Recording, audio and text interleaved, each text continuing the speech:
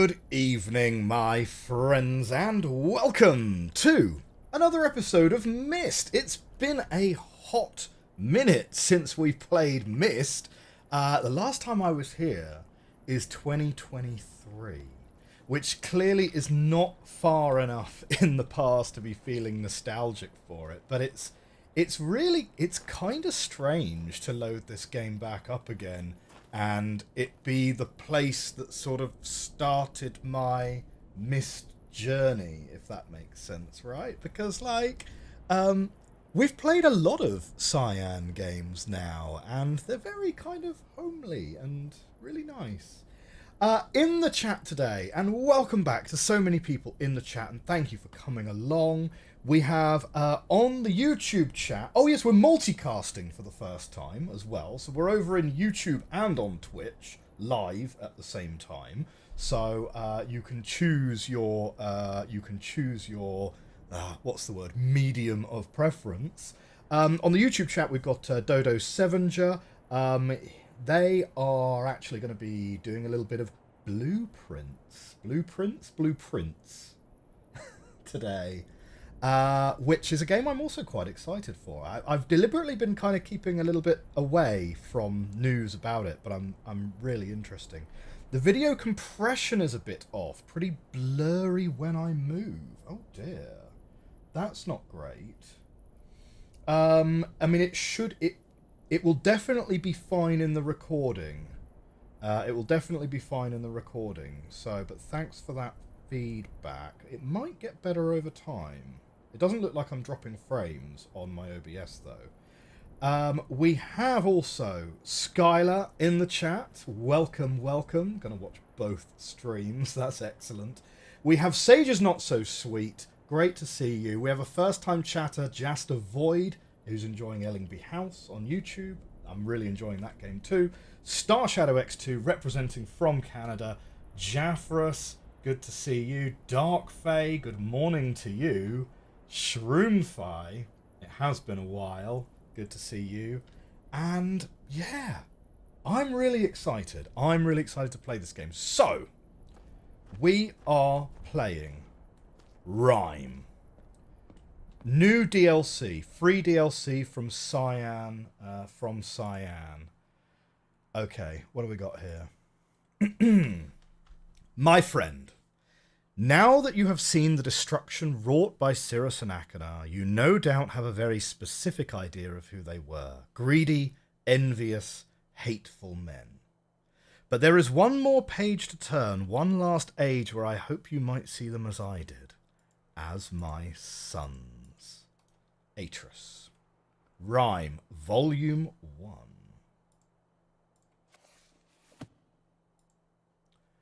Oh, interesting. I assumed this would just be a linking book. Okay. Oh, we have Souffle in the chat. Good to see you. And we also have Trank0007. Both streams are synced up pretty close. That's excellent.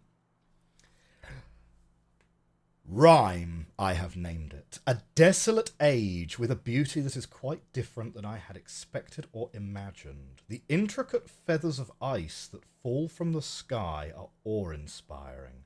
I feel as though I could sit and watch them for hours. And though it is cold here, like I have never experienced before, I find myself enjoying the change of temperature, for it is unlike any other place I have ever seen.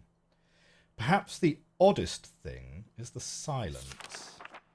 Though the wind blows on occasion, when it ceases, there is a suffocating silence that falls on this place, broken only by the distant cries of unseen creatures. I have visited 3 times, and am sure now that this age will provide the environment I need.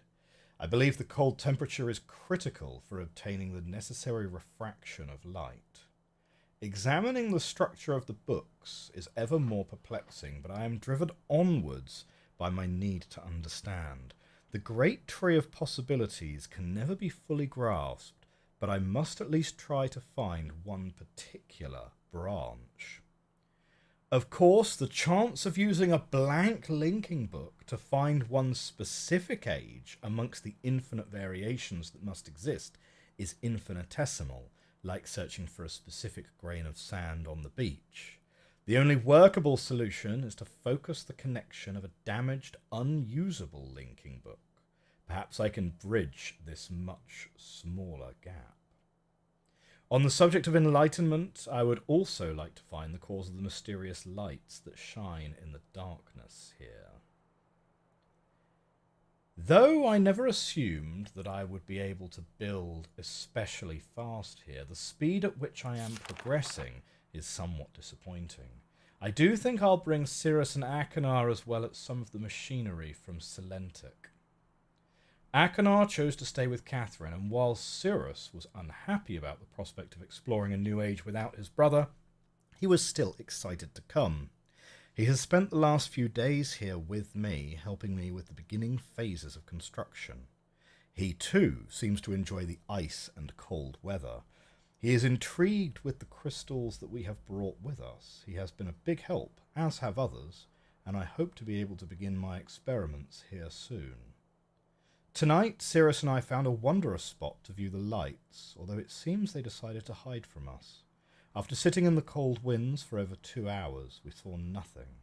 It was rather disappointing. Cirrus will return to Myst tomorrow. He has been a tremendous aid to me, and I'm thankful for his willingness to help. He's excited to tell Achenar about his adventures, and it's clear to me how much he's missed his brother's company. The hard part of the construction is over, although I have decided after tonight that I would like to add some kind of observation post. I won't be finished as soon as I had hoped, though. I'm fairly certain it will be worth the delay in the long run. I've decided to take a break from the construction now that the tunnel is almost complete. I am quite convinced that with the right refraction, certain properties of the ink can be simulated. When I try to explain my theory to Catherine, she laughs and tells me I'm trying to hold infinity in a bottle.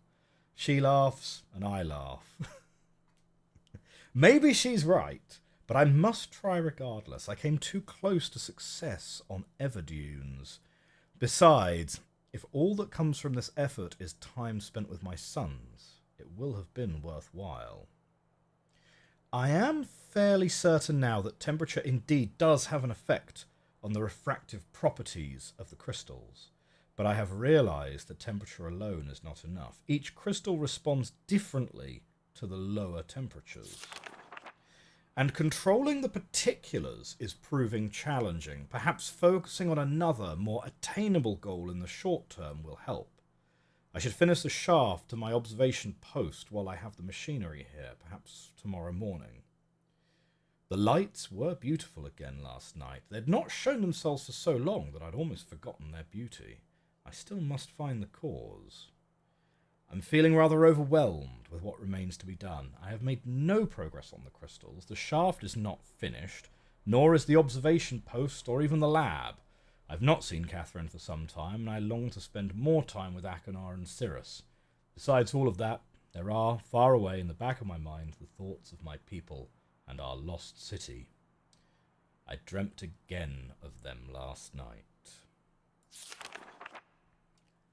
I have seen the city in its worst condition, and still its beauty overwhelmed me. Even now, as I visualize how majestic it must have been before the destruction caused by Veovis and Argyrus, it amazes and saddens me. I am certain that Denis is not dead, my father believed. I am convinced that there must be some who managed to escape the destruction and even now continue to survive in separate ages. Within me is an urging to take the chance and return to Denis to find these survivors and properly rebuild our city. However, I can do nothing until I am certain of the fate of my father. If my plan failed, if I missed a single book when attempting to trap him on Riven, then he has been free all along. If that is true, then all that stands between him and the ages I have now written is the link from Denis to Myst. As much as I wish to return to Denis, without knowing the fate of my father, I cannot risk re-establishing that link. I must observe my father without re-establishing that link. It has been several years, and there have been many dead ends, but the solution is out there somewhere. I know it. At least I hope. Catherine will have her ideas about all of these things, and I miss her greatly. I will return to Rime later, when my mind has cleared. And we've got ourselves our first bit of clue. So let's take a screenshot here. We're going to go over here, and there's our first page for our notebook. In the meantime, let's catch up on the chat. We've got Bossa Boy, first time chatter. Welcome to the chat. Good to see you. Oh, this is also the last page of the book as well. Huh.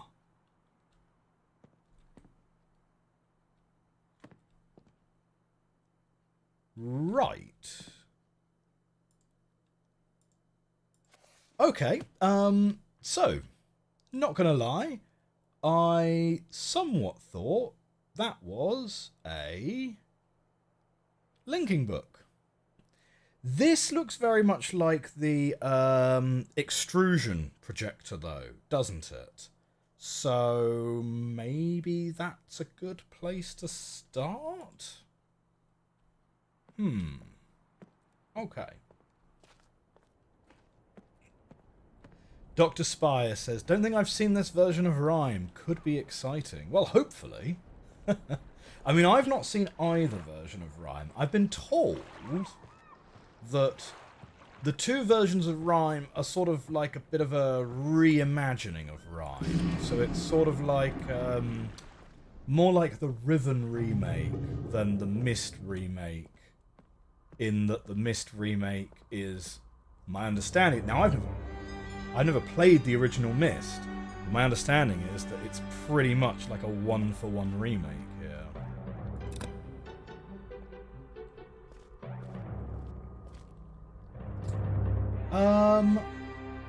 Okay.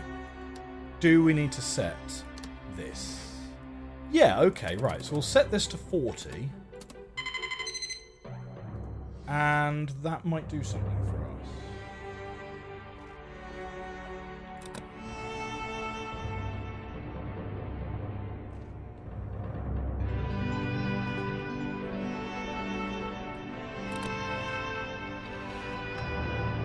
Oh, hello.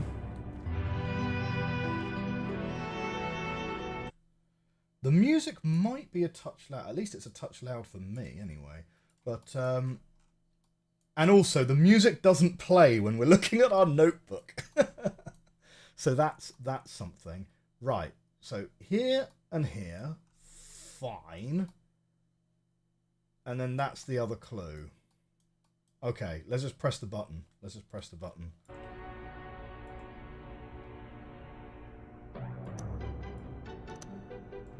Oh.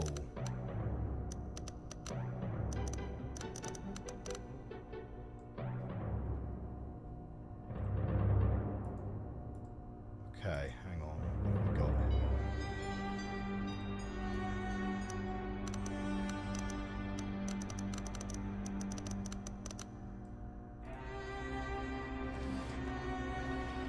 Okay, I mean, we're... So the code, 2735.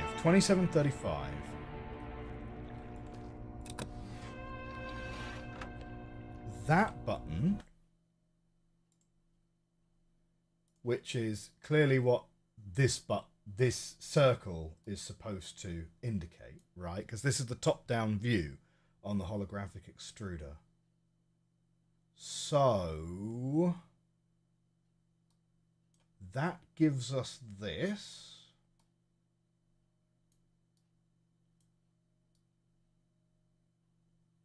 $27.35.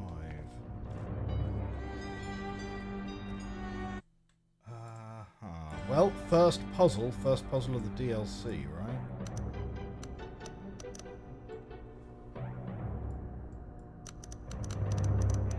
It's very fiddly on the turning. So I don't think this can be a combination lock, right? Because it's a little bit too finicky for it to be like, oh yeah, turn this like a certain number of clicks, right? Because if I try and turn it, it's like, nah. Because the clicks also don't really correspond to its spots as well. I mean, it has... Yeah, you can put it at the 90-degree point, and you can put it at the 45-degree point. With quite a bit of, like, fiddling, to be fair. So that means it's got 8 positions it can be in.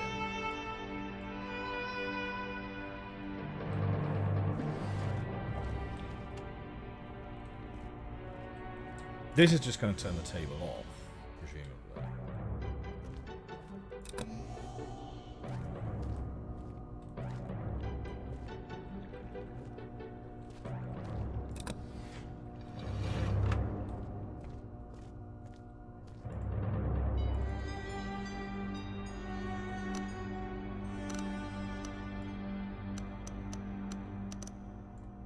There's nothing else on this panel that's... Oh, wait, hang on.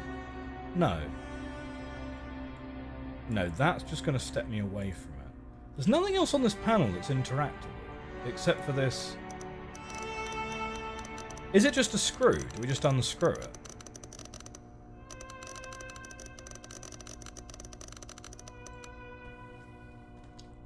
It's worth a go, right?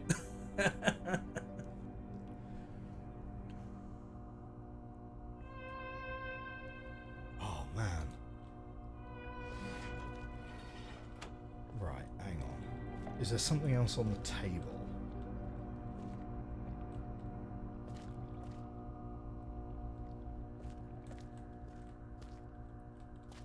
No, that's just a reflection in the floor.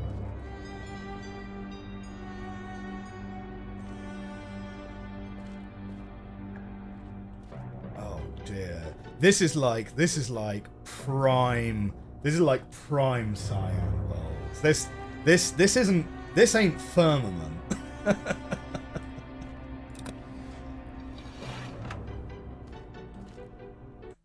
So,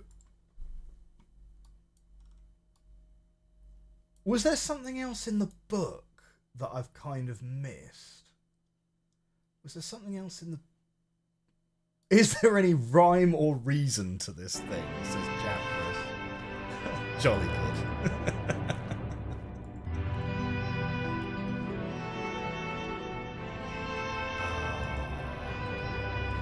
See, I wouldn't put it past them to turn something that was previously non-interactable into something that's interactable, you know?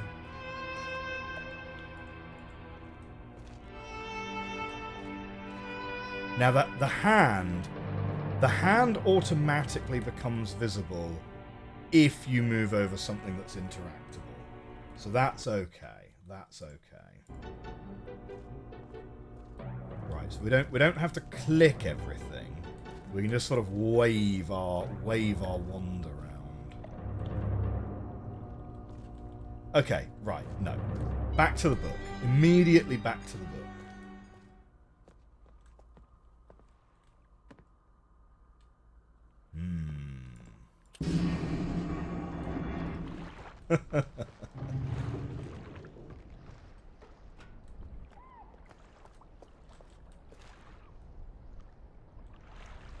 I don't remember Myst having birds.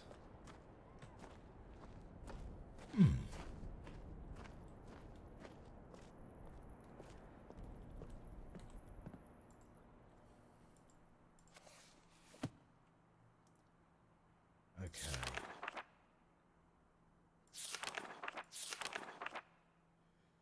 No, so these are diagrams from Rime itself.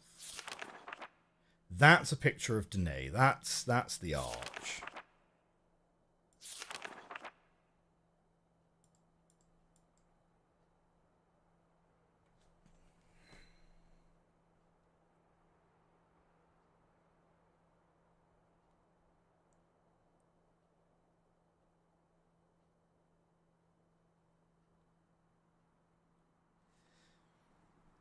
The diagram has has it sort of upwards. The diagram has it upwards. And we've also got these two lights are on. Or at least these ones kind of have their beams.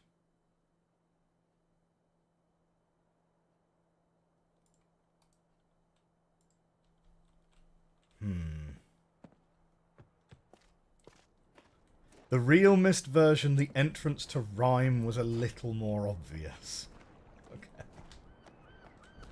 Oh man. Do you know what? It's going to be in back.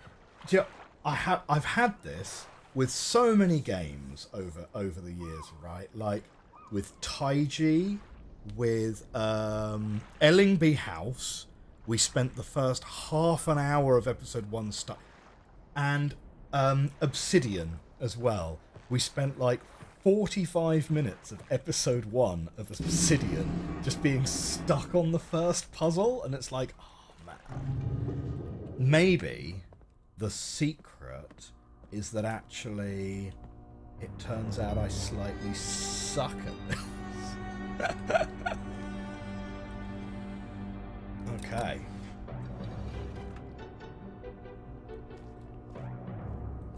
So the diagram has this pointing at the, like, upward, like this. No. Blah. Like that. That's where the diagram has it.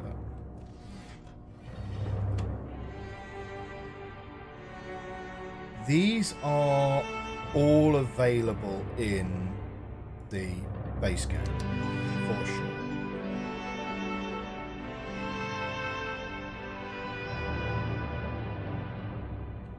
It's a bit of a leap in this version, a little bit out of this world. Oh, right. It also doesn't help that it's been a while since I looked at the island.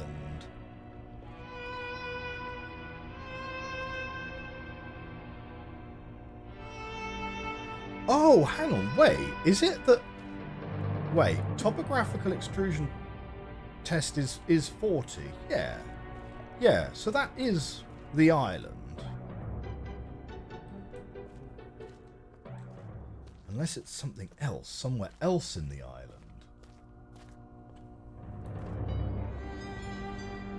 Oh, the diagram shows the initial setup of the panel. Ah, oh, boo.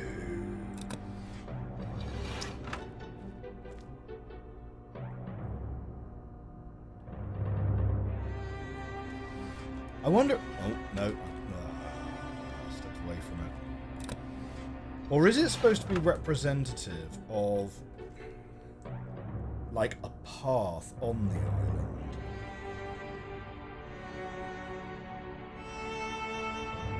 Because there's this whole puzzle in Myst about, like, rotating the dial on the map to rotate the tower round.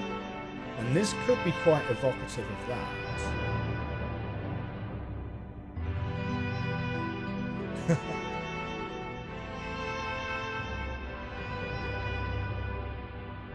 Dodo Sevenger in both chats. It's good to have you in both chats, of course.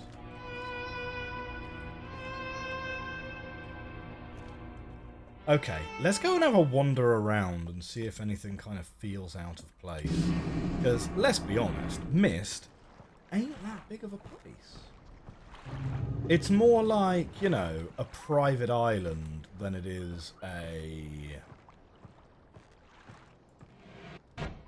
Right, now, no need to go there. Right, we definitely don't need to link anywhere else that isn't here, right?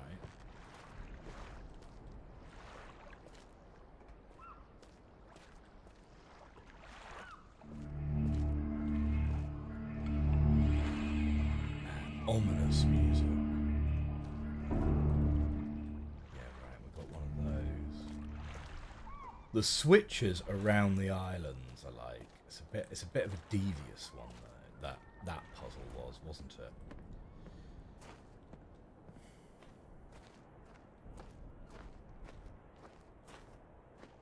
No, that's not anything.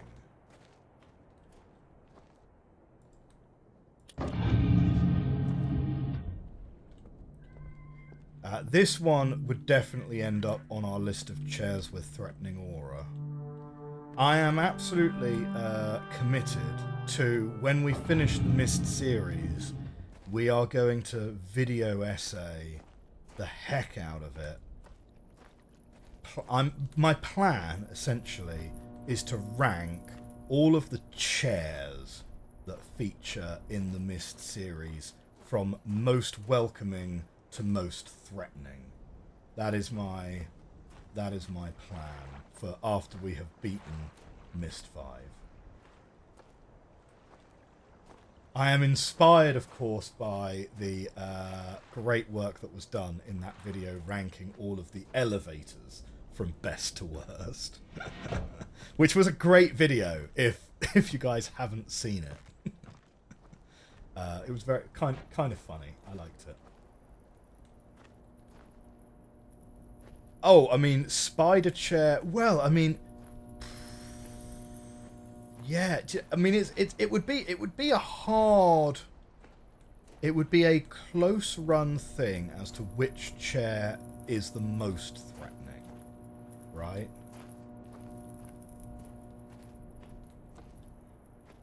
I'm sensing a good place to start maybe might just be in the library, you know.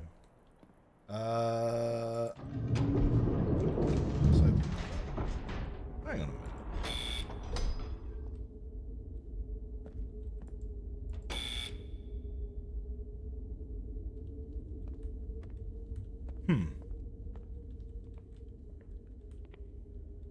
Cirrus coded. Well, Cirrus and yeah, by threatening aura do I mean Cirrus coded. Cirrus and Gen have got strong chair game, right?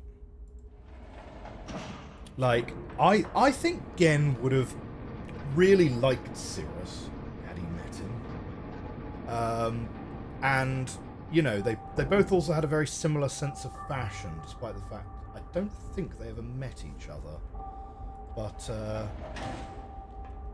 yeah, I mean, it would be a kind of close-run thing, because you've got the spider chair in Spire, you've got the fishing outpost on Riven, you've got the projection chair. That's not very, you know. And then you've kind of got like the Emperor Palpatine chair from the Underwater Observatory. And then yeah, you kind of have the dentist chair in Myst. I think those are probably all the most threatening ones. Probably. But yeah, so it would be a pretty close. I think it would be a pretty close race.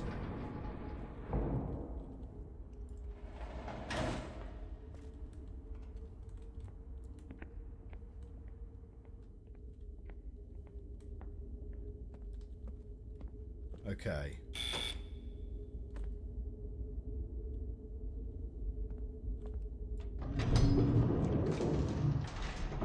Right. Okay. That's why there are two handles. Yes. It's all coming back to me now. Yeah, and as far as this thing goes, this is just which switches are turned on.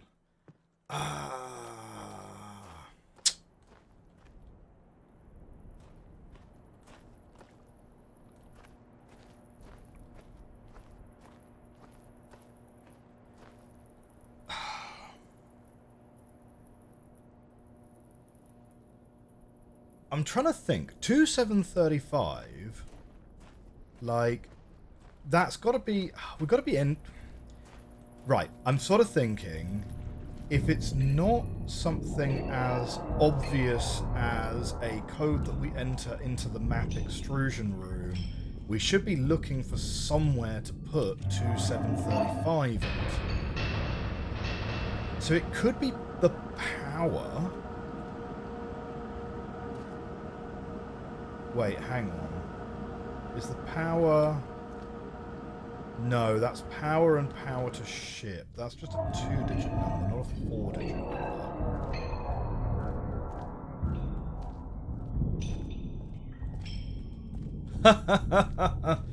Dodo thought this will probably be a really quick stream because Rime is small. Maybe we'll take a look at another game later on this evening.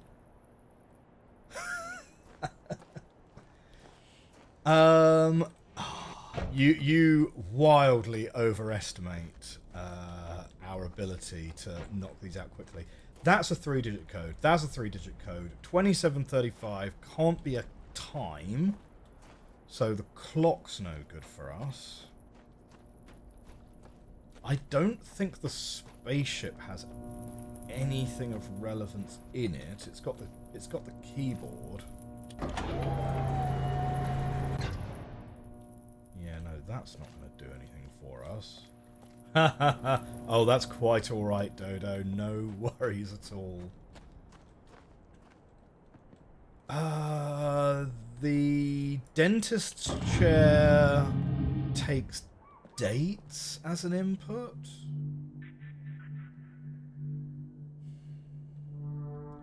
The dentist's chair takes dates. Well, it can't be a time. I mean, it could be a date. 2735, but there's no...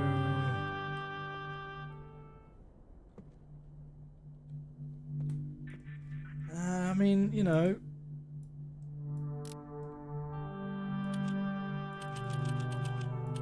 So, 27... Like, there's not going to be any harm in doing this, right? 2735. Go.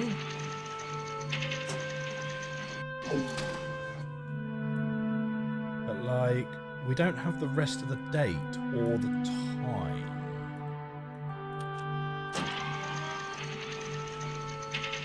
Wow, you wouldn't have thought it would move that far in an hour, but it totally does.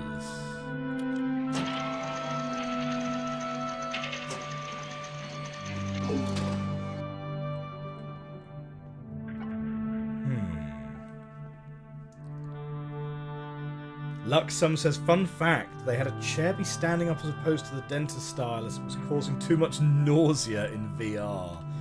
Yeah, I can imagine that. They changed a lot of the chairs in the Riven remake as well, which I guess must have been for the same reason.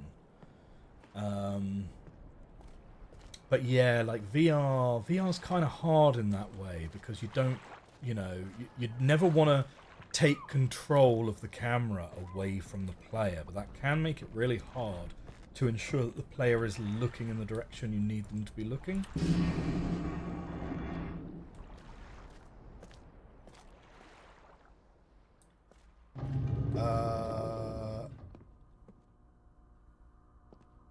Oh, someone says, whisper to me. You have block whispers from strangers on.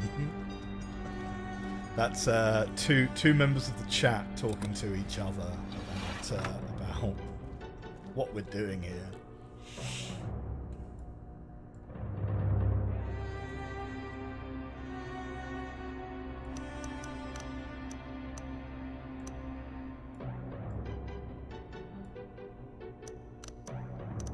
It just kind of feels to me like this should be able to, like, slide or do something other than just spin.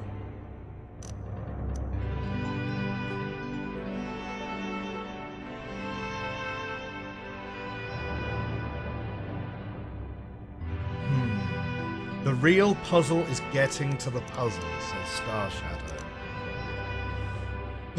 And we've got to the wander about till we work out what's going on time. Ah, shoot. That is true. That is true. Okay, right. Oh. Okay. We've been at this for half an hour. I'm calling time. I'm calling time. I feel like we need a hint. We need a hint. Oh my god. That's actually kind of awkward to ask for a hint on puzzle number 1. Please don't. I'm seeing the comment section now. I'm seeing the comment section already. I keep leaving it in the starting position. Oh shoot! Is it really just as simple as we need to just like fiddle with it until it works? What? Okay. So if I leave it somewhere that isn't the starting position...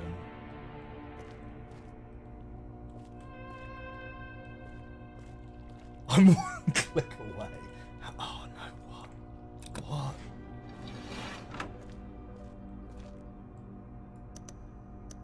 Huh?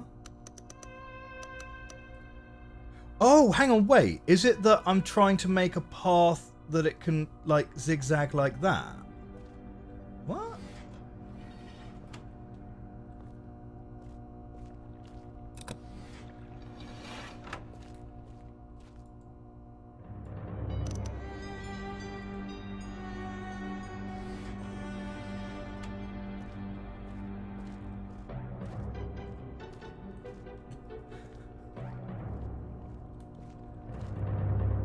Does the panel look for... One click away, 5 times already. Oh my word. No, no, this is all going wrong. I'm asking for hints and I'm still not getting it. This is like the worst case scenario.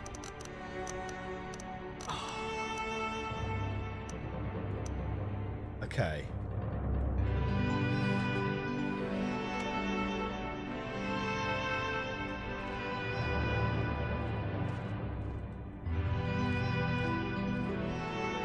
Frank's hint is amazing. Out of this world was my hint.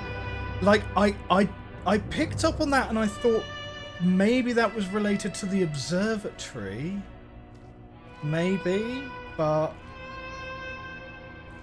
I like that it still looks like the old cyan logo. Huh. Yeah, I guess you're right. Yeah, that must be a reference, right?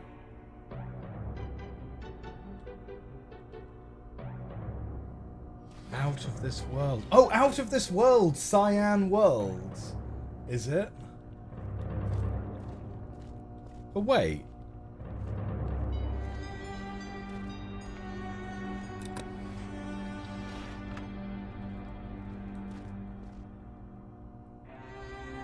Mine wasn't a hint, just an observation.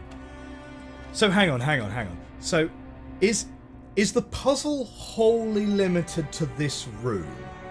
Or does changing this dial change something outside this room? Right, okay.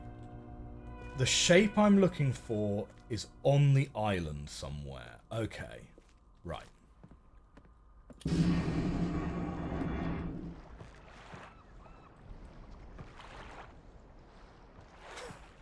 It changes something elsewhere. Okay. I'm getting into full panic mode now because we're like nearly an hour into this episode and we've not got to Rime yet. I'm in serious danger of like needing to rename this episode.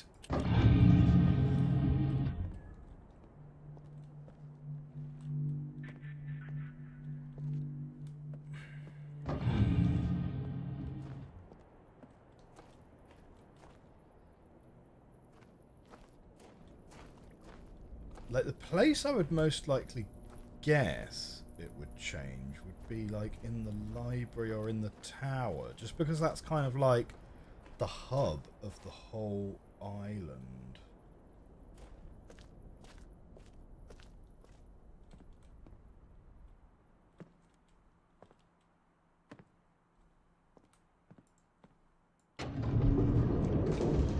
It changes something elsewhere.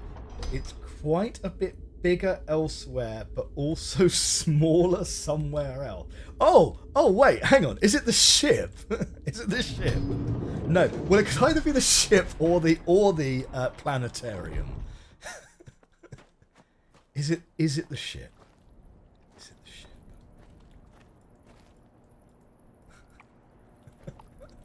These hints are so devious. Look at the map in the library. Oh, shoot. Yeah, no, the map in the library has all of the things which are also bigger and smaller elsewhere. The map in the library. Wait! Oh, look! Look! We've got a thing! Hang on. Oh, it's is it these? So wait. What? Hang on.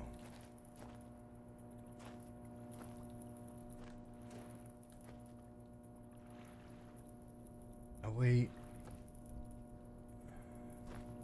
Okay, thinking. So...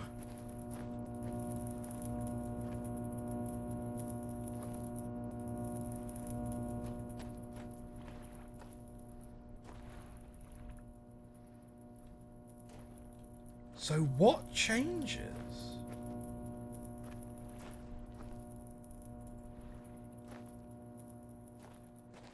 And I'm looking for something that's interactable, but it doesn't look like it's here. Let's take a picture, and we will see if I can see anything that's different. Right? So let's grab a picture of all of that bit there, and we'll put that in our notebook. Okay, and then coming back here, let's go and fiddle with the dial again.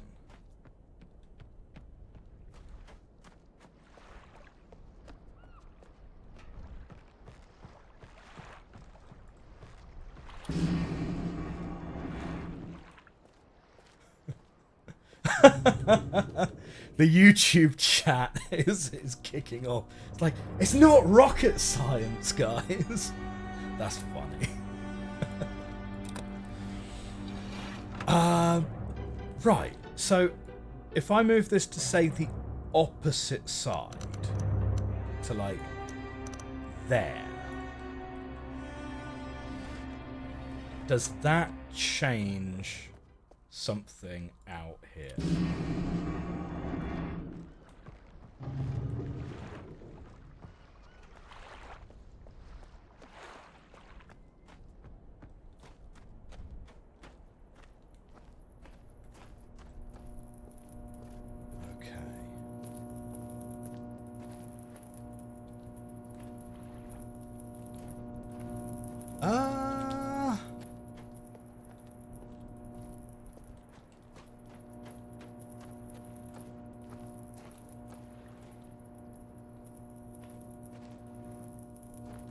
Like, it kind of feels like... Is this supposed to be, like, rotating round or something? I mean, it's solid brick, though, right? That seems not super likely.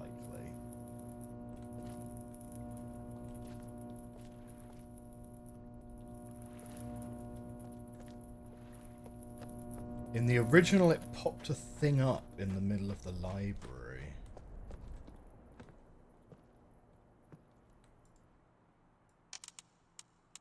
I mean, I don't think there's anything... Yeah, that's not going to do anything for us there.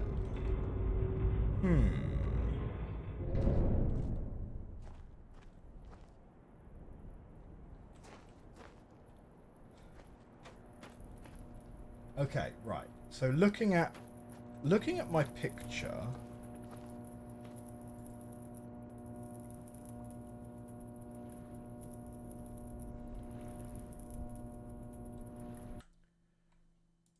So looking at the picture I took, I don't see anything like wildly different.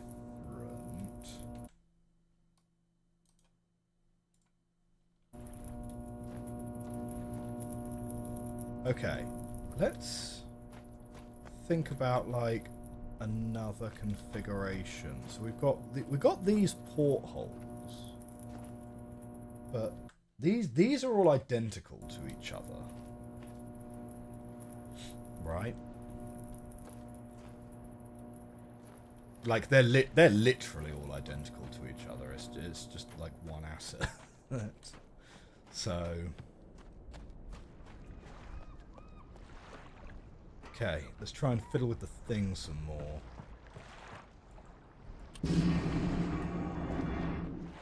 Okay, chat says there's something changing in the overworld. let's move it. Let's try moving it down.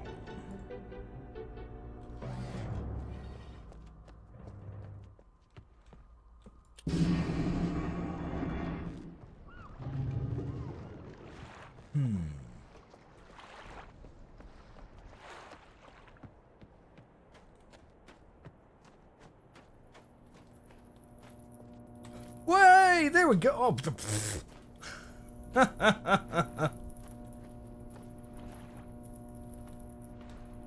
so, wait. Okay. So if you were half off or half off in the other direction, you'd see like half the door open, I suppose. So I guess you've got like a 3 in 8 chance of accidentally finding it. But what even? Oh, hello. Well, that looks like where we need to go, doesn't it? So let's do that. Yay! We did it, team. Oh shoot! Imagine being in. Oh, actually, yeah. One of the internet historians in the chat will be able to let us know. When was the original Rime released, and how does that compare to the timeline of Myst's? Yeah, how does that compare to the timeline of Riven, Myst 3 and Myst 4? Because obviously we found out a lot about Cirrus and Achenar in Myst 4, but we also found out a lot about Gen in Riven. So I'm presuming this DLC is, if this is real Myst, well, real Myst came out in like the 2000s, right? So this must be like after Riven, but before Myst 4? Am I right on that one?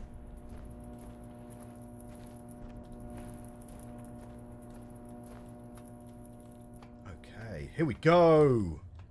We have made some progress, and we can put a number in. 2735.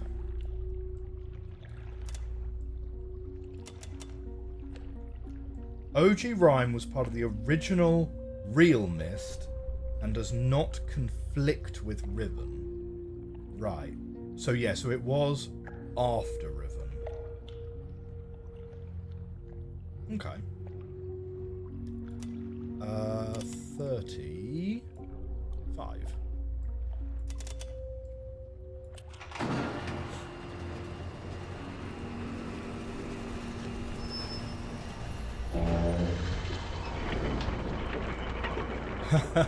Luxum says Rime was there all along. We just didn't have access to it prior to Real Myst.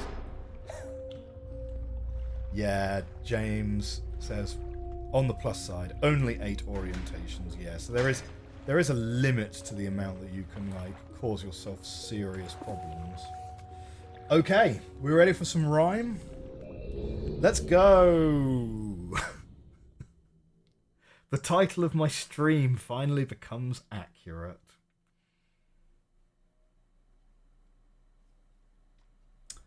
Oh, interesting. The events in Rime are set prior to Riven. Okay. Yes, that would make sense because we're still the same stranger, right? Although we've just released Atrus, so it's yeah, it's kind of concurrent in the timeline still.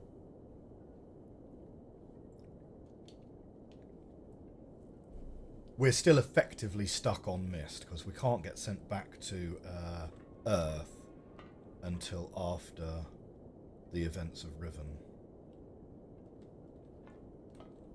All right.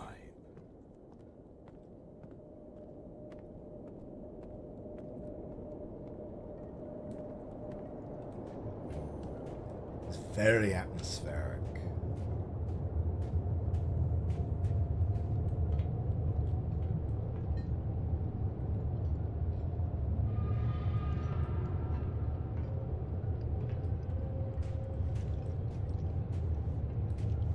is not a path.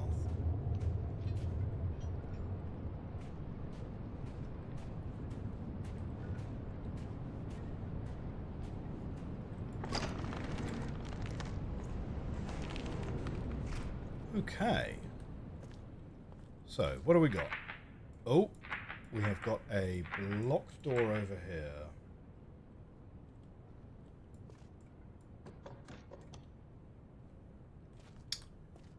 That is an extendable ladder.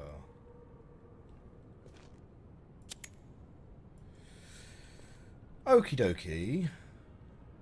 So everything's kind of frozen up a little bit. I assume we need to get fuel and power running first. There's sort of weird artifacts on the screen. It kind of looks like snow, but it's sort of static.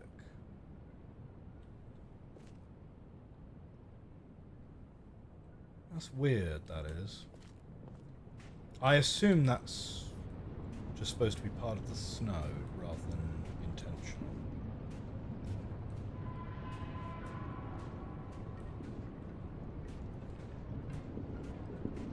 Okay, we've got a path underneath the bridge. Hey, that looks a lot like a generator, doesn't it?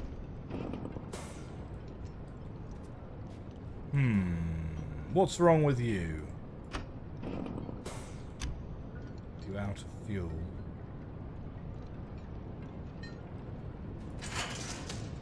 Come on, open up.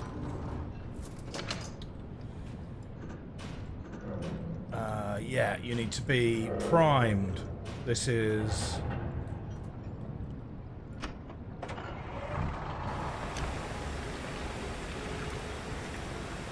lovely. Oh, we should probably close this. Like, we don't want that frosting up in there. That won't be good for it at all.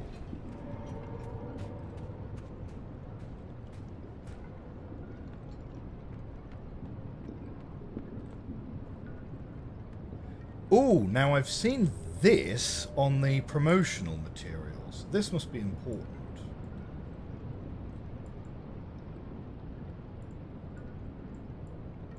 Well, that's odd. It's fixed. There's like no way to move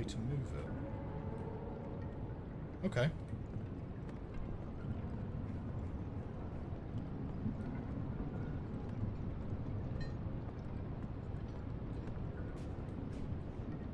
Ice crystals. Ice crystals. Straight on your eyes. Am I from the northern part of the Isle? Do I get snow or frost? Not much. I'm from the south. I'm from the south of the UK. Although I did live in the north for many years. I really enjoyed living in the north. It was really nice. A really, really nice part of the country.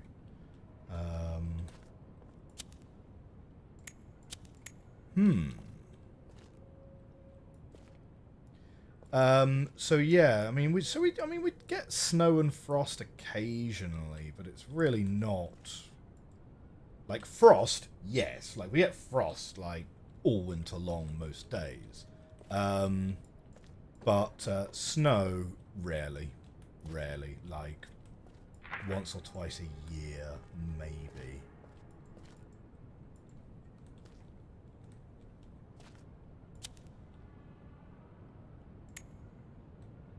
Okay, is there any other interactable part of this furnace? Am I missing something here? Otherwise I'm going to go back outside and look at that pipe work again. Right. Ah! Missed the valve. Why would Atreus turn the valve off?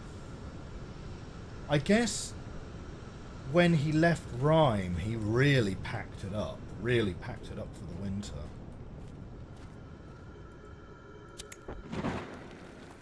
Great. Okay, so we've got the fire going. That should gradually warm the room up.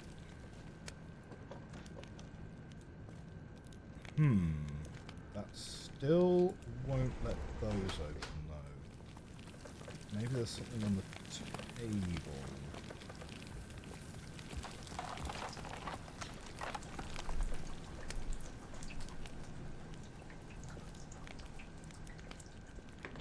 There you go. It gradually defrosts the door and the ladder. Oh man, we are smashing through this. Great stuff.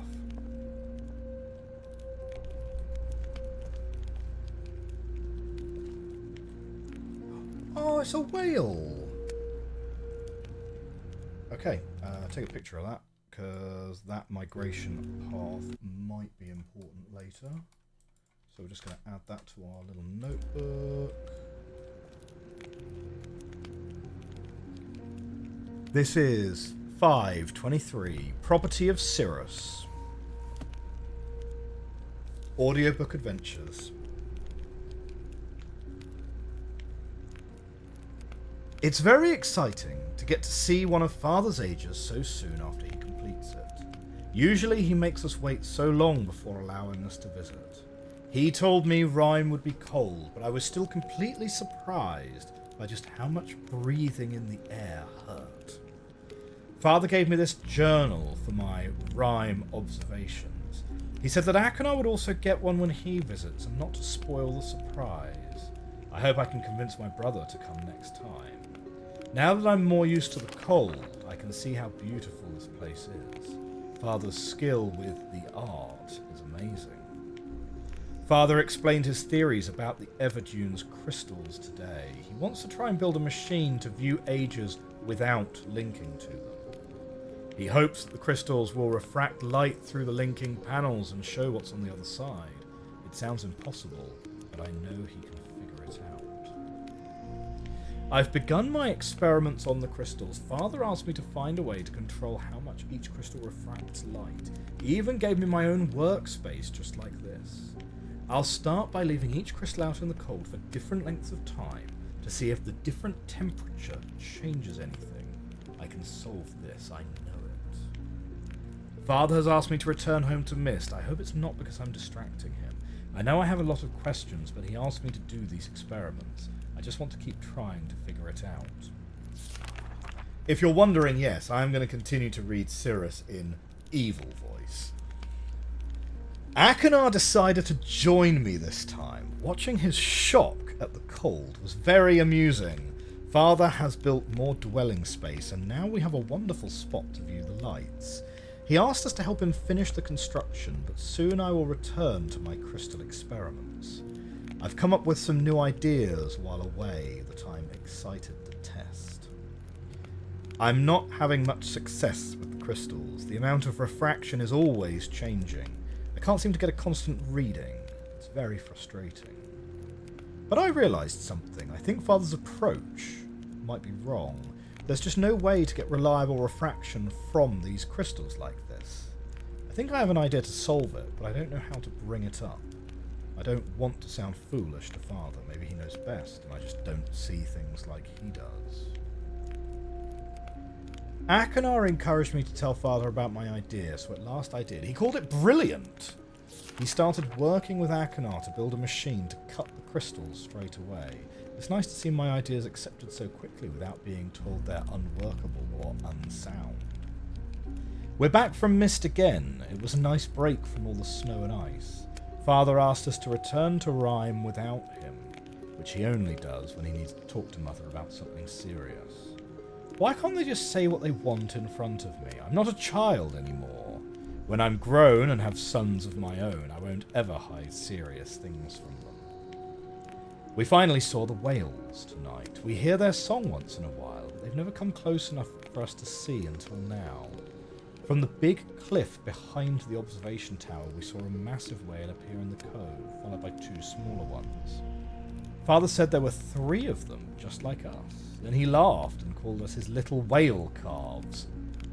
That is a great way to give your child a complex at a very young age. Pro tip, don't use that as an affectionate nickname. which got a groan from me and a handful of snow from Akinar. I wanted to stay out and keep watching, but Father lectured me about how it was too dangerous to be there alone. I protested, but he just gave me that sad look that means, let it go. I'm so sorry, Father and Mother. If I die, I'm so sorry. My brother bandaged me up and said that my thick skull protected me, but I know it could have been a lot worse if he hadn't found me. Akinar, thank you, and I'm sorry. I've been back working with Father for a few days now, but I've been too tired to write. I keep needing to take breaks to sit and rest because my side still aches quite a lot. Akinar keeps giving me looks, but I'll be okay. I want to see this to the end. We're very close to completing the crystal imager, but I'm really nervous. What if it doesn't work? Will we have to start all over again? Sounds like we'll find out tomorrow. It works! We saw Myst Island. We were even able to see Stone Ship by lenses. I can't believe it. My brother and I kept going back and forth between books, reading out the lens settings and viewing each age over and over again as if it were a game. Father seems more relieved that the work is finally completed. I'm sure he misses Mother too. I can't wait to return home and tell her what we did. And then we've got a nice little code. Bonk, bonk. And we'll get that onto here. Excellent. Now, do you know what, actually? I realise I've actually been incredibly neglectful and I have not been calling out chats and subs because... yeah, it seems like, because this is my first time back in quite a while, I don't have my notifications don't seem to be working. Falcon V700, thank you very much for the sub. Thank you, that's very much appreciated, and I'm sorry I totally missed that notification and didn't shout you out sensibly. I think that's the only sub I missed, so yeah. James says, if, on the other hand, you want your child to grow up evil, make sure they only ever refer to you as father. Interesting. So, yeah, well, yeah, I shall neglect to comment what my children call me. It reminds me of that scene in Tree of Life. If you've not seen Tree of Life, it's worth a watch. Tree of Life is a movie that it's a little bit like 2001. Right, in that it is, and this is from a review from the time. This is not my words. I'm quoting, but it's something I certainly agree with. That Tree of Life is not so much a movie you watch; it is a movie you experience. It is very, very thin on plot and very, very thick on visual symbolism. But Tree of Life has this brilliant scene where you've got Brad Pitt shouting at his son that he is not to call him daddy, he is to call him father, and oh man, yeah, hits you right in the feels. But yeah, Tree of Life. Now there's an obscure film recommendation for you. Let me know if you've seen it. I rate it. This is Akinar's journal. Another gift journal from Father. He doesn't quite get that I barely use these. Then again, here I am writing in it, so I guess I shouldn't complain. It's always a kind gesture. My brother was right. The lights in the sky are unbelievable to see firsthand. The way they dance and shimmer behind the clouds fills me with a kind of peace that's hard to put into words. Cyrus paces when he's either trying to work out a difficult problem or when he's upset. Tonight, it's upset pacing, head down, staring at the floor, big wide stride. Usually I just let him stew until he sorts it out, but he's been going on for hours like this. Guess I'll just have to be the big brother and talk him through it. Turns out he was upset because he thinks Father's ideas for the crystals are wrong and he's too nervous to admit it to him. I always knew Father's opinions mattered a lot to Cyrus, but he needs to get past this idea that Father can never be wrong. Working outside for too long causes a dull ache behind my eyes. Even the normal light here is off somehow. I'm not sure how they deal with it. Maybe my brother's thick skull blocks it out. Sirius, if you're reading this, that was a joke. Don't go crying to Father. Father asked me to help him design and build a device for cutting the crystals into thin sheets. From the big grin on Sirius's face, it's clear that this was a big idea he was afraid to share. Looks like I was right again.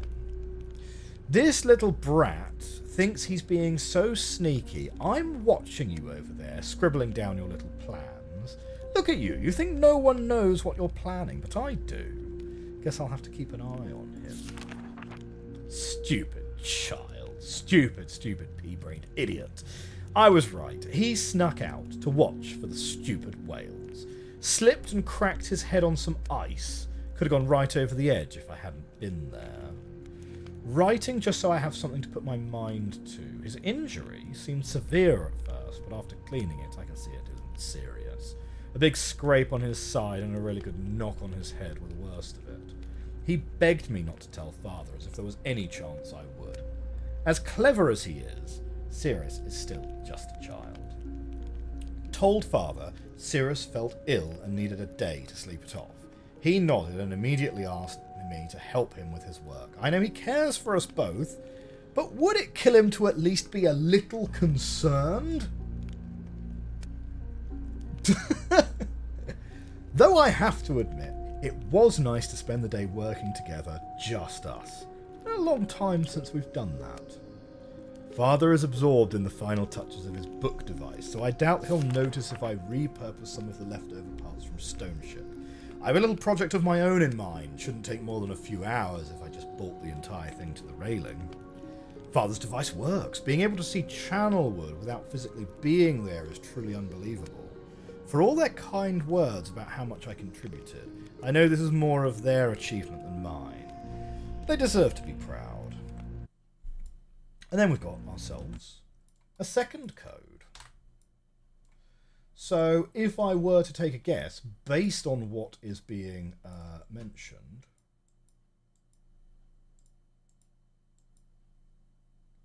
I'd say that's probably Channelwood, and this one is Stone Ship. Or Myst. One of the two.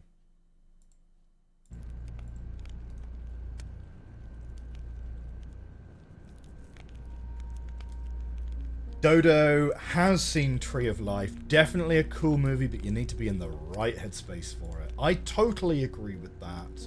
It's definitely an arty movie, Tree of Life. But you would say it's not that obscure, but you only know 3 people who watched it, including me. Is one of the other 2 you? Because I would say that is a bit obscure. Like, depending on how many people you know, I suppose. Tada for Real has entered the chat. Thank you very much for the compliment. Thank you. I do enjoy a good audiobook. I sometimes think there's an alternate reality where I started reading audiobooks as a way to pass the time. But to be honest, with the rise of AI being what it is, and AI voiceover being fairly convincing nowadays in many ways, I just don't see... I'm very concerned for what the state of, you know, voice acting is going to be in the long run, to be honest. So we can go between 200 and 1,000, and then we pull the lever to see if we are... Ugh! Okay. That's definitely kind of one of those levers that we probably shouldn't pull unless we kind of know what we are supposed to be setting that to, maybe. Is there any more up? No. Is there any down?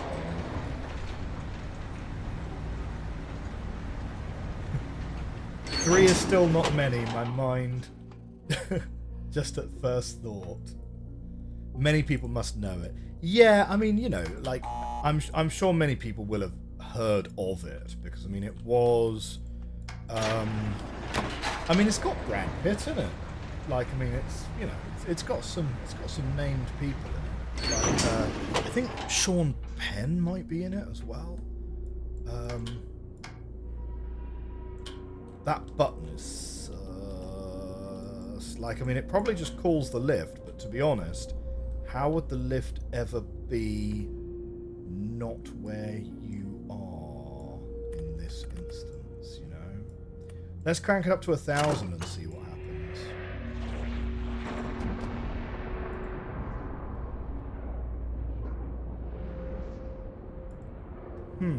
Oh! Well, it didn't do that before.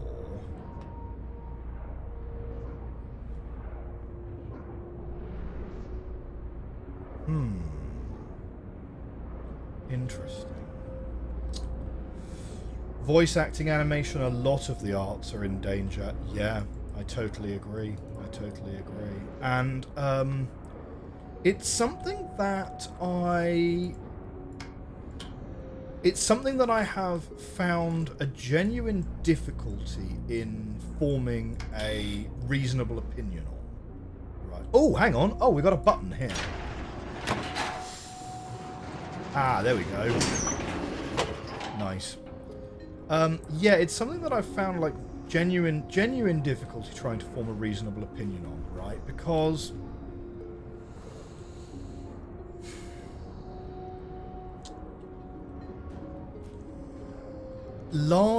it's a Pandora's box kind of situation, right? Large companies are going to use AI to reduce their costs, right? Like, that's kind of clearly obvious. So now I hadn't realized, possibly because it is an old enough game that it actually slightly predates the controversy, but I hadn't realized until someone pointed out to me in the YouTube comment section that Firmament was considered somewhat controversial because they used AI in their design process, which genuinely is not clear from the Steam page at all. On the other hand, though, Cyan Worlds did then make a press release later kind of explaining what they used the AI for, and it's to help them in the ideation phase, but all the assets are actually made by hand, and they didn't actually use any AI to actually generate any of the assets, just to kind of bounce ideas off the chatbot and whatever. Now, I mean, Cyan is not a big company, right? Cyan's about the size of like a large independent studio or a medium-sized independent studio. At the very, very small end of the scale, you have like true indie creators. Now, there exist out there incredibly talented people, right, who are able to do everything, right? People like Toby Fox, people like Lucas Pope, right? They can do the music, they can do the art, they can do everything. But some people are not in the position where they are talented enough in a multifaceted way to be able to, because, you know, maybe their talents are design rather than music, or maybe their talents are art rather than, you know, story writing. And so I kind of feel like I want to give a certain amount of leeway to the idea that maybe we're now supposed to go down again. I want to give a certain amount of leeway to the idea that for like really, really small indie teams, maybe generative AI is a useful tool for them, but I don't know. It's something that I'm genuinely finding hard to come to a conclusion about, because it doesn't feel to me as cut and dried as it's wrong to use it, but clearly it's not ideal for a lot of situations, and I don't know. I'd be really interested to hear your thoughts on it. Yeah. Shirts! We got shirts. But yeah, you know, sorry for just like rambling incoherently for like 10 minutes there. So Souffle says, as an artist, here's my opinion. AI should be a tool, not a result. Okay. I like it. I like it. Myself, I've used AI to bounce ideas off of, but never for anything else. Granted, I don't make games, though. As a tool, I think it's a good way to think about it. Hey, we have a Myst linking book. But I don't think we need that straight away, right? Oh, that's nice, isn't it?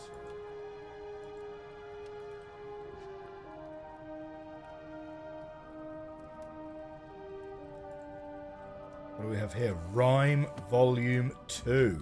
Okay, we'll launch into that in a minute. Is there anything else in this little bedroom that needs our... Okay. What's going on? Oh shoot, this is actually just a tap. Right, that's just going to keep going.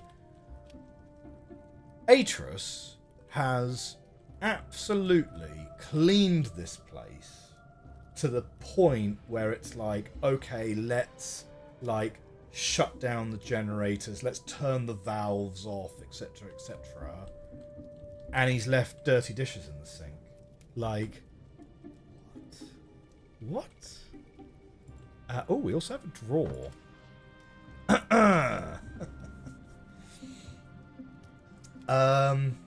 We've got a lot of opinions coming through the chat about AI as a tool. Just Voice says, I actively avoid AI and products that use it. Yeah, fair enough. Like, I think disclosure is absolutely necessary, right? Like, Ellingby House, you know, I would give them a lot of credit for being very upfront in their disclosure on their Steam page about where they have used AI and what they have used it for. And that game's a really, really great game, and I would hope, because they've used AI for some of the voice acting, I would sort of hope that if the game is successful and they make a lot of money off it, then maybe they would choose to go back and patch it with voice actors rather than AI voices, because the AI voices are a little bit off here and there in the game. But I also appreciate that it's a game that's kind of made on a bit of a shoestring budget. It's literally like a 2-person family development team. So, like, you know, the budget is the budget, right? So, yeah. Trank says, how about AI for coding? Many people consider programming an art form. That is a very good question. Souffle is making a game right now, as she did last year, not used AI. I don't think artists should ever have to use AI. Though if you find yourself in a pickle and you really cannot afford to support an artist, then I reckon it's okay to use it as a tool. That's a really interesting take. Honestly, AI is just like any other new technology we ever invented. It's always destructive in some ways, but opens up new possibilities in others. And true art will always triumph over AI unless we get to a real conscious AI. Yeah. I mean, obviously, in the news recently has been the new Studio Ghibli filter, right? And that's really what prompted me into really trying to think about this very hard, because you've got an AI filter that is producing art not in a kind of broad general form, but is replicating the style of a particular artist who is on record as saying that he does not like AI art. And that, I think, creates a certain amount of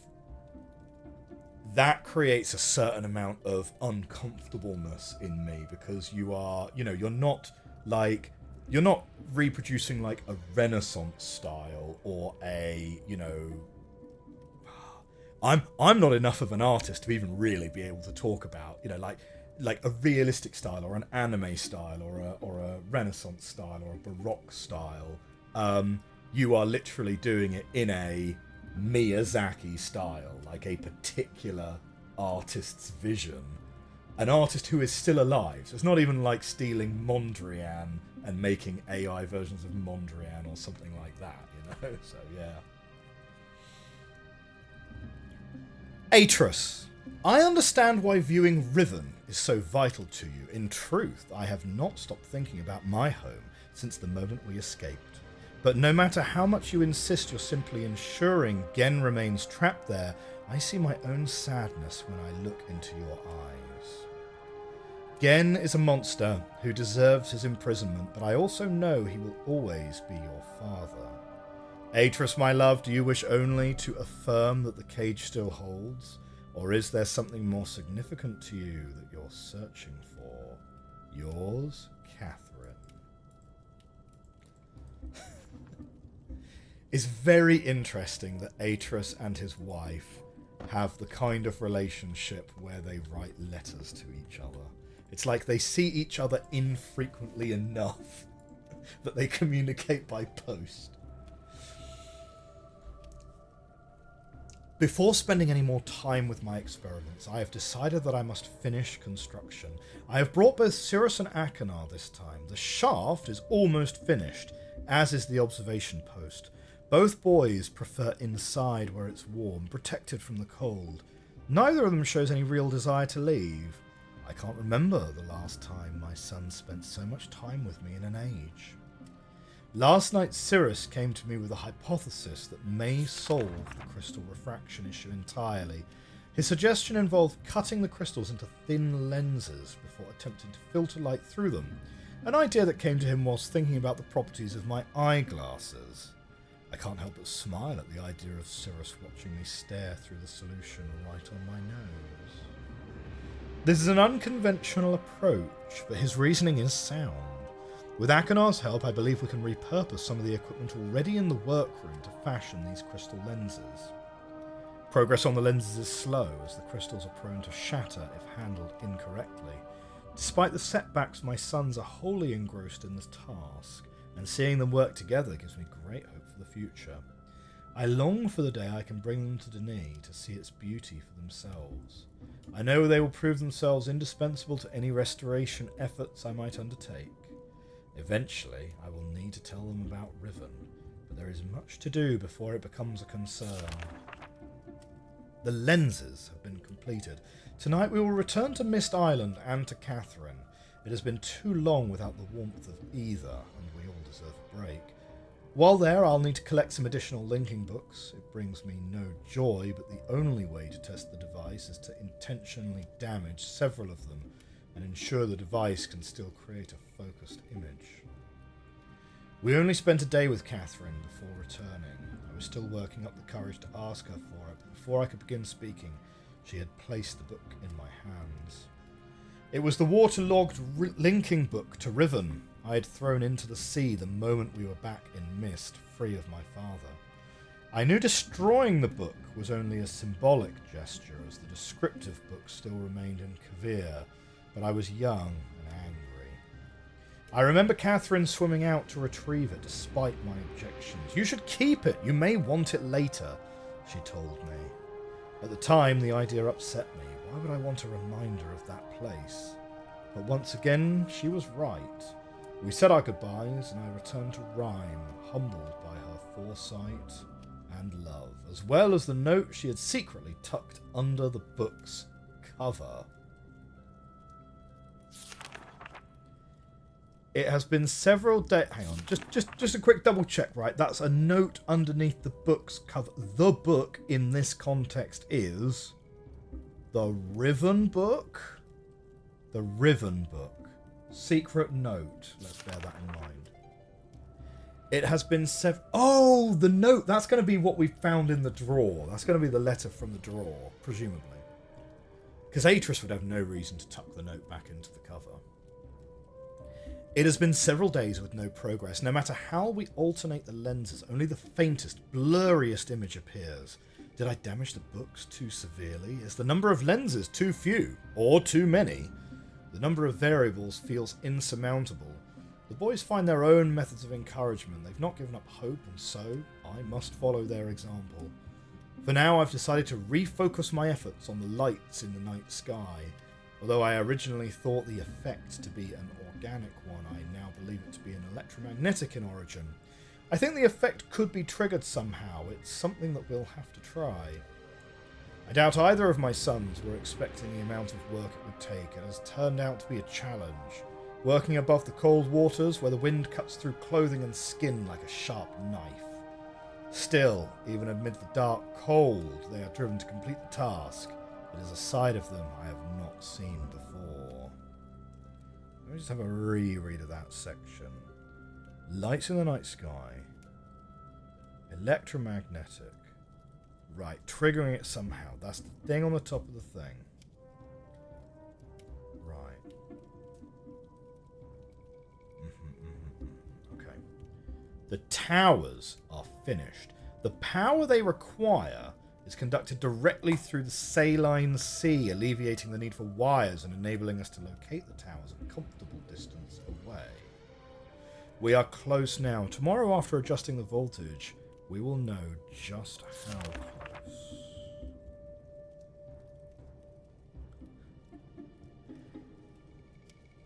Quick shout out to the chat. We've got Adion Writer finally catching me live. And we have Catechins. Good evening to you as well. Catechins has never seen me live, apparently. Excellent. It's great to have you all here. We've got an amazing crowd between Twitch and YouTube. We've got around about 30 people live, which is amazing. Thank you all very much for the support. That's really excellent. Consider joining the Discord if you're not members of the Discord already. This morning as we worked, I noticed Akanar rubbing his eyes and groaning under his breath. Until now I had simply assumed it was fatigue.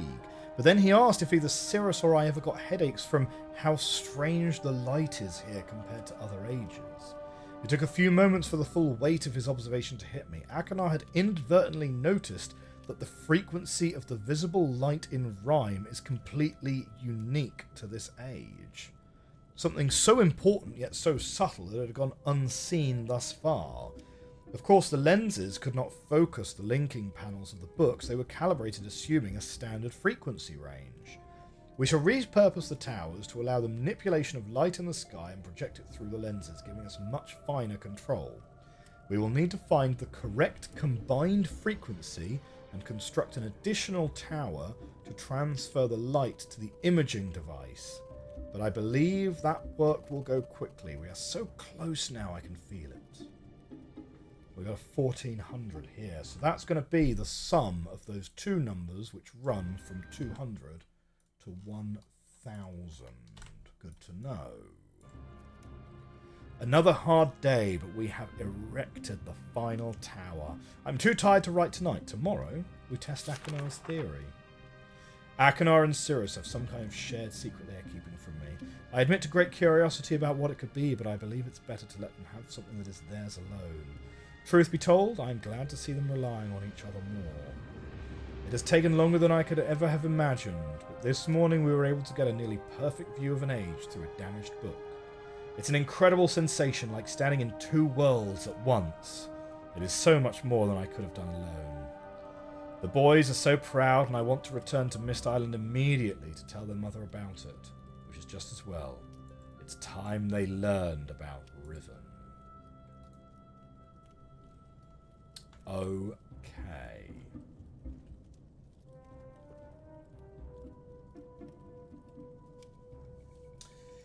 Aeon Core. On the topic of AI, Aeon Core says, I played a game called Metal Garden recently. Highly recommended, by the way. It couldn't avoid voice actors and used in-world UI elements over the characters' heads much better than AI voice grating at me. Yeah, fair enough. And Dodo says, in the end, it's all about us voting with our money. But as most people will not be able to distinguish if it's AI or not, and after a while won't care at all, it'll just be used everywhere at some point. Yeah, I mean, I guess that's the concern, right? Like, how much of a differentiator is it to say, I don't use AI in my products? Interesting. We have the ability, potentially, to put something in there. Unusual. Because, now, unlike Riven, which did have a little bit of you can carry the food into the trap, I don't think Myst had anything like that. So that might not be a puzzle.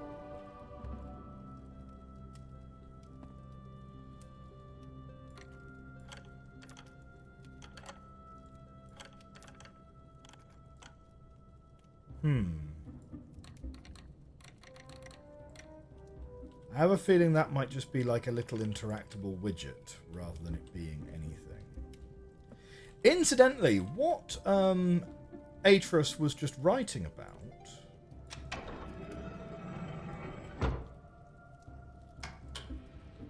is sort of very much something we've discussed before on the channel, right?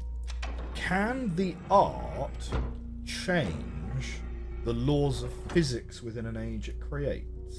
And the answer to that, clearly, canonically, is yes, right? I mean, we've talked about, you know, Catherine's donut world and so on. I'm linking back to Myst in case this takes us somewhere new that we've never been before, incidentally, right? Because the linking books, they could go anywhere on the Myst age, but it might just drop us in the library, and indeed it does. So that actually doesn't really do much for us, to be honest. It's just a way back to Myst. Yeah, I mean, we've discussed before how Catherine's donut age must imply that the laws of physics in that age are different. But I think this is the first time that, you know, the actual writing in one of the books literally says, yes, this is effectively, you know, this is effectively an intentional thing that we have written into the story. Trank says, natural frequency of light being different would indicate a difference in C. That is potential, yes, potentially. I was thinking, this is where, so Trank and I are both physicists originally. I was assuming it was going to be related to a fundamental difference in electron energy levels within atoms. So, you know how sodium light is a very particular frequency of yellow? I was assuming that what Atreus meant by the light here is a slightly different frequency was that he meant that, like, literally the atomic energy levels were slightly different, and so light is being emitted at a slightly different frequency than you would expect. Yeah. Multiverse, not changing physics, different physics existing. Yes, well, I mean, yeah, well, I mean, as we discussed in Myst 4, it's not only the case of different physics existing, and it's also different metaphysical reality, essentially, right? Because in Myst 4, it's been shown that you can write an age that literally has gods in it, right? Which don't exist in other ages. And at the time, when we played the Riven remake, right, I postulated, and this is like possibly the most amazing clutch or the most amazing prediction I ever came up with, but I postulated that maybe there are ages where you could meet races of aliens, for example, that are able to link without using the art.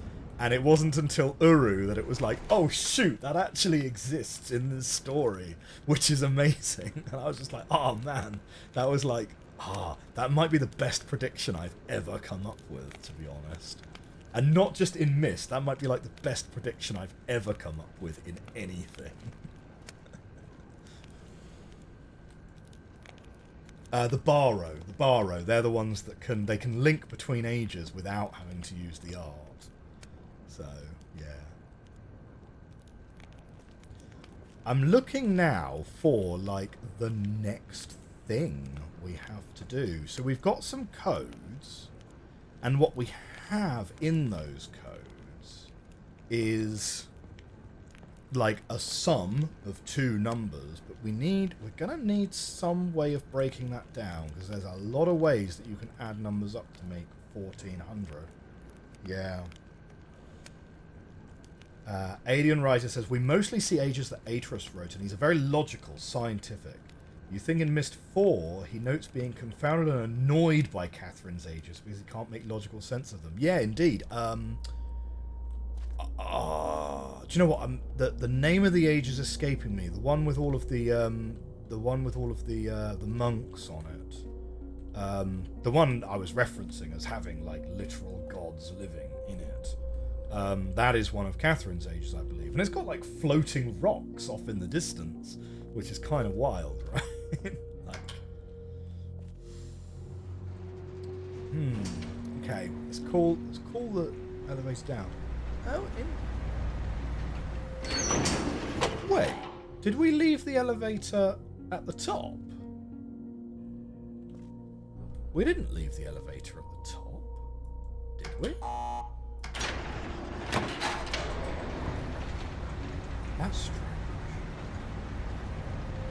Myst 5 dives pretty heavy into the alternative races too. I'm really looking forward to Myst 5, you know. Oh! Is there an alternate button? Is there an alternate button? Let's move round here. No, it's the same button, it's just we've been rotated around. Right.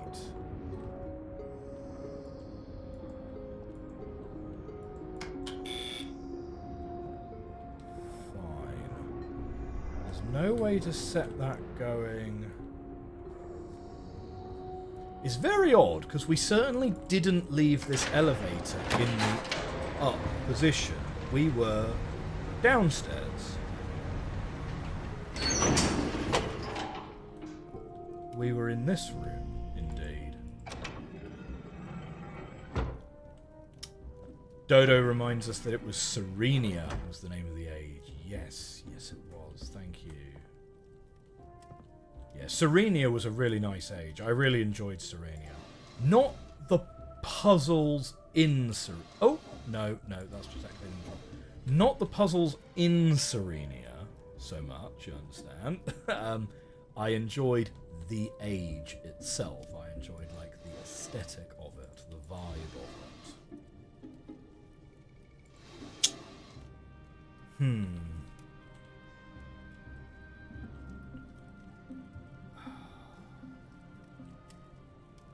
Okay, we're going to go back out onto the upper face of the snowdrift in a second to look for something.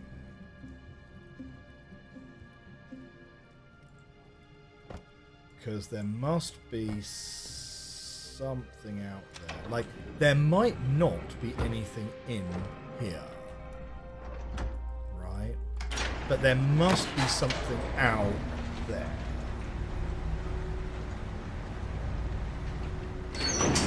C being different would break a lot of normal physics too. If C were different, would a lot of physics break?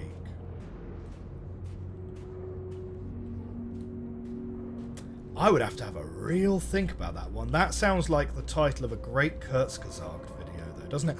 Oh, it's a whale! Look! Oh, we've seen him. There we go. Pack it up, guys. We can go home. Like, we've seen the main attraction right there. Like, if you were to change something like the charge on an electron, like the fundamental unit charge, that really would break the universe. Like, 100%.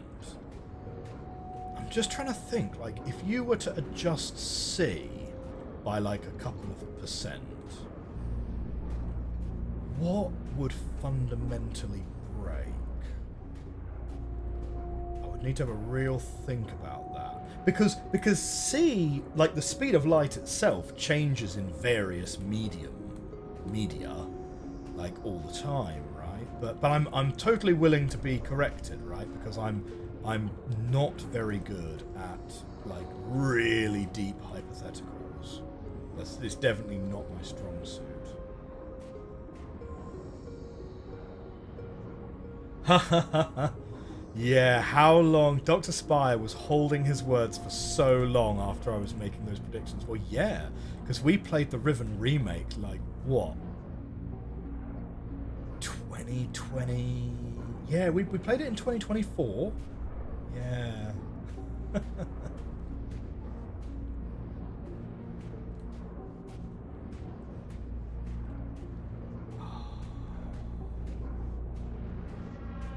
I'm sort of searching for inspiration now.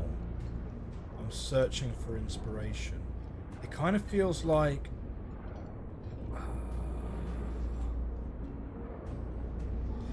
maybe... do you know what? Okay, right. Let's go with the... maybe don't overthink it. What happens if we just set any two numbers that add up to 1400? You know? What if it's just any two numbers that add up to 1400? C is different all the time depending on atmosphere, different in fiber optics, different in water. C is only true C in vacuum. That is absolutely true. You are quite right. I mean, I'm talking about, yeah, I mentioned speed of light in different media. That is not the fundamental universal constant C. You're absolutely correct. Consider E equals mc squared. Changing C would alter the energy density of mass, and there is a lot of effects that would spiral as a result of that. You are correct. We would be fundamentally changing, like, the amount of energy required to create and destroy antimatter, for example. That does mean a lot of things involved in, like, the nuclear, the weak nuclear reaction, or the weak nuclear force would change. Yeah. Maybe it would be quite a fundamental change. Now this has ended up blue because we're blue here. What happens if I set this to... yeah, what happens if I set this to 500 and this to 900? So that's like cyan and that's like pink.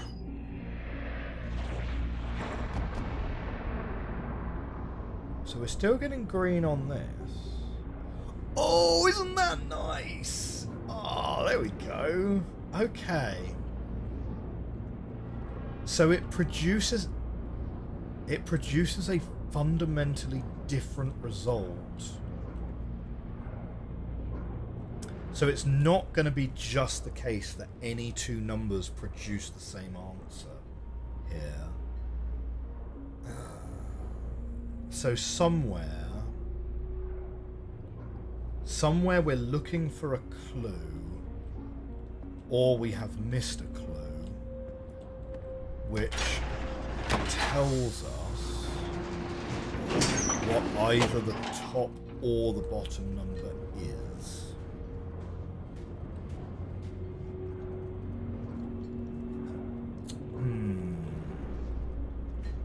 And like my puzzle game sense is, oh, hang on, is this the cliff face that Cirrus fell down? Might be, because we saw the whales from there. Maybe that was where he was looking for the whales from. Like, my puzzle game sense is telling me there's got to be something out here.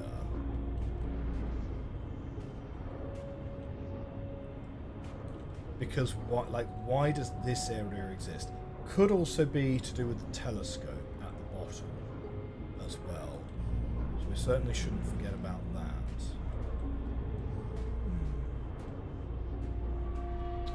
Do you know what? So Trank is asking, has anyone seen the Aurora in person? I'm unfortunately no. I would like to. We did have it a little bit in the UK fairly recently. I say we did, except that, being the UK, total cloud cover for like 5 days. So... we can't get back out the other side unless we go up, round, and down. Fine. Although actually, for completeness, we should also check to see that there isn't a basement level thing round the other way.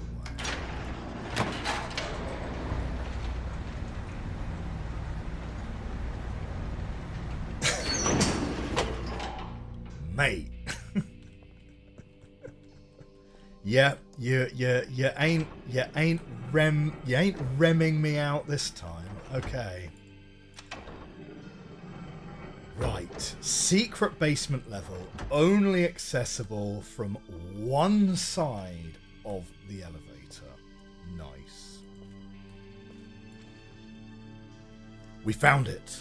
Even after all these years, I recognized it in an instant. Infinity in a bottle. Let's take a screenshot of that one.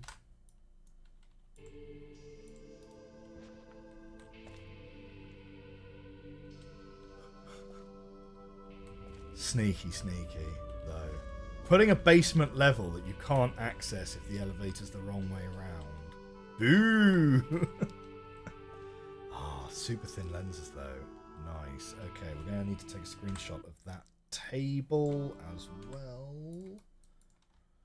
We're getting some good data in here. Man. Do you know what? I really don't miss my old workshop days. I really don't. Crystal observations. Max distance between the height of the top and bottom lenses cannot exceed 11 steps. It seems like the light is unable to penetrate the ink of the book if the distance is too great. To allow for needed refraction, no two sequential lenses can have a matching iris size. Each lens's colour frequency must be unique. Excellent observation. To compensate for its extreme refraction, any lens set to use the highest frequency colour must also use the smallest iris. To compensate for extreme refraction, any lens set to use the highest frequency must use the smallest iris. Okay. If a lens sits between two small iris lenses, it must be equal in distance to both.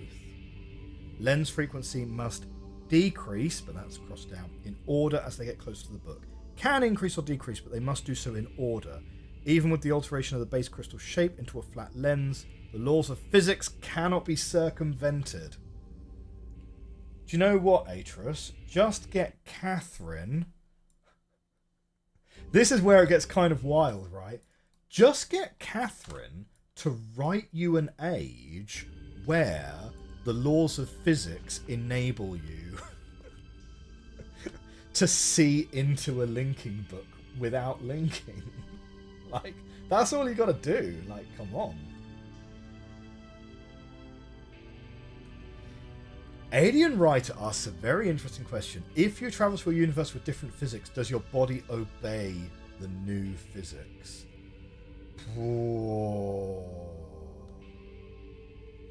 I don't know. Like, clearly you must be able to survive in the new realm. Oh, cool. Right, so there's your thing. Ah, there's your steps. Okay. Oh, that's 20 steps up. Oh, But then how would you be observing? Like, where's the viewer? Where's the viewer? I like the setup. The setup is really cool. We're going to like... So we've got Stone Ship Channelwood. We've got Myst. Nice. A blank one. Celentic. Classic. Mechanical. And Rhythm.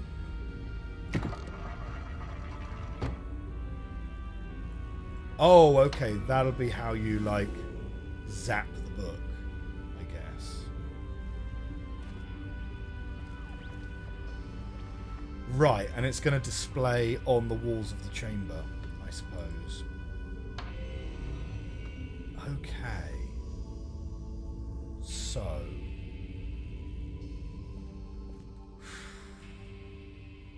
we still need to know... Okay. Going back then to our notes.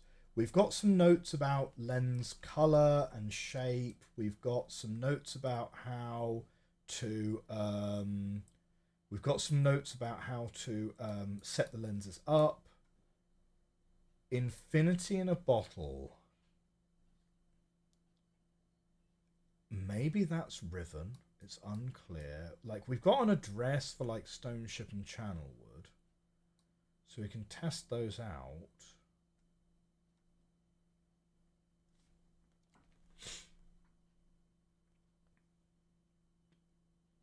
I mean, maybe we shall repurpose the towers to allow the manipulation of the lights in the sky and project it through the lenses, giving us much finer control. We will need to find the correct combined frequency and construct an additional tower to transfer the light to the imaging device. But I believe that work will go quickly. Like, the way he writes that there kind of makes it sound like the individual frequencies don't matter. That actually it is just the combined frequency that matters. So maybe we should focus specifically on... So yeah, maybe we should focus specifically on trying to, like, see Stone Ship, for example. So, Stone Ship's in there. We've got, at the top here... Ah, we can change the colour. So that's a yellow colour. It's a... Wait, we can move that up and down, but... Ah, but this one doesn't have a... That's weird, isn't it? So this one, and this one all have apertures. The top one, however, doesn't have an aperture. Well, okay. I don't know. Let's start at the bottom, okay? This would be a 1. Yeah, I'll show you my notes so you can see what I'm going for. So that would be a 1. We're going for middle, I suppose. Yeah, middle amount of openness. Middle amount of openness, I suppose. Yeah. And then this one is like, oh, what colour even is that? Green? Yeah, that looks like a green. Okay. Then going up 1, we've got at step number 4, we've got purple. Oh shoot, hang on a minute. Purple? I don't see purple as being an option, to be honest. Okay.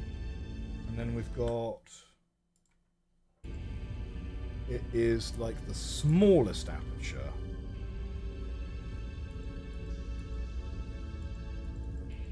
Yeah, I've kind of got a bit of a problem here because as I zoom in on these... There we go, right. As I zoom in and out, they are... they're kind of moving to like... maybe it's like a dark blue.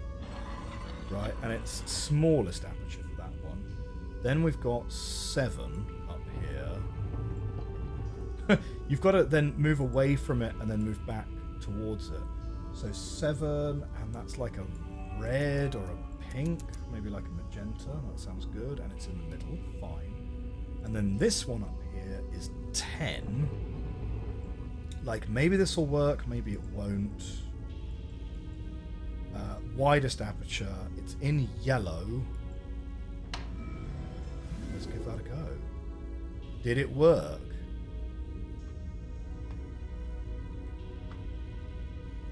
No. No, it didn't. So, something is wrong. Something's wrong with what we've done here. But like 10, 7, 4, 1. And then we've got, yeah, yellow, pink. It certainly looks more like a purple than a blue, doesn't it? Oh, maybe the bottom one is cyan rather than green. Maybe the bottom one's a cyan rather than a green. Let's try that.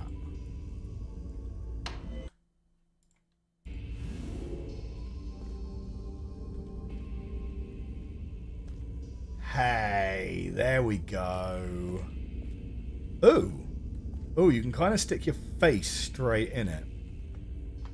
Okay. So yeah, only the combined frequency matters.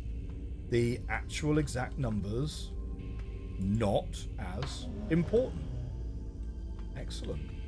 Okay, well, that's going to leave us in a really, really great spot to then look at Channelwood and then see what else we can find, maybe with this infinity in a bottle clue that we have, without having the exact numbers to replicate.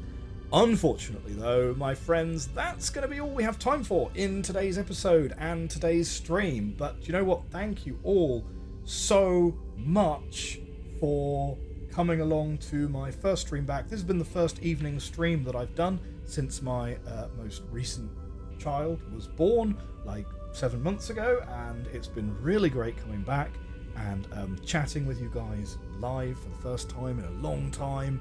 And thank you all very much for the support.